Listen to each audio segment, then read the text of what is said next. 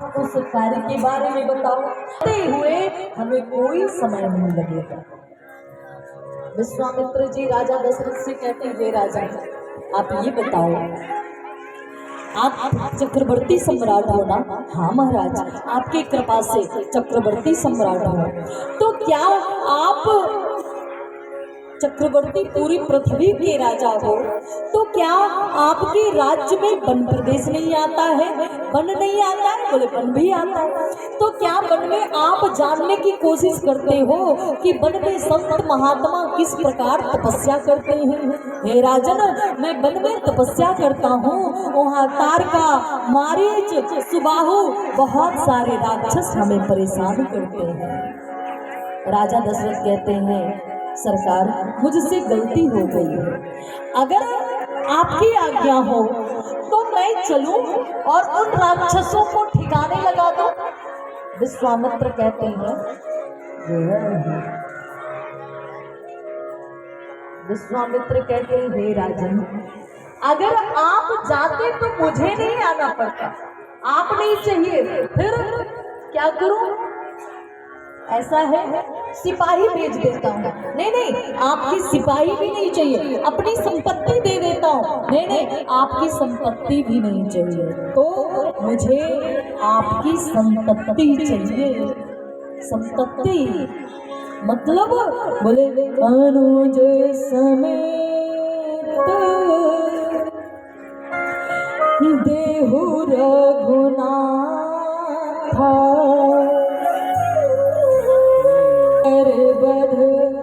हम हो अनुज समेत आप राम के साथ मुझे लक्ष्मण दे दो, मैं निशाचरों को मारकर समाप्त हो जाऊंगा। अब इतना सुनना कि राजा दशरथ का कलेजा धक और चेहरा फक से रह गया।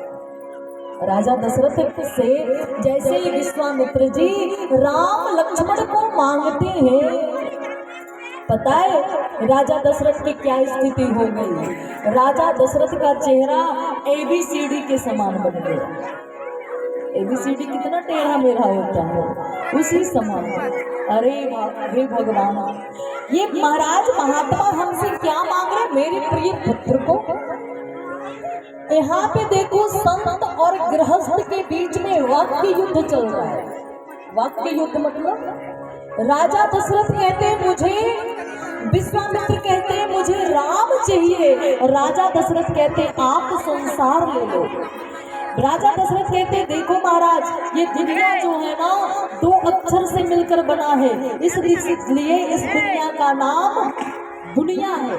नहीं तो अठनिया होता, चौवनिया होता, पचनिया होता, कुछ भी होता, लेकिन 2 से मिलकर बना है, इसलिए इस संसार का नाम क्या है? क्या है? दुनिया। अब मैं पूछूं, आप लोग बताना, 2 से मिलकर बना है। जैसे दिन है तो रात है, पुण्य है तो स्त्री है तो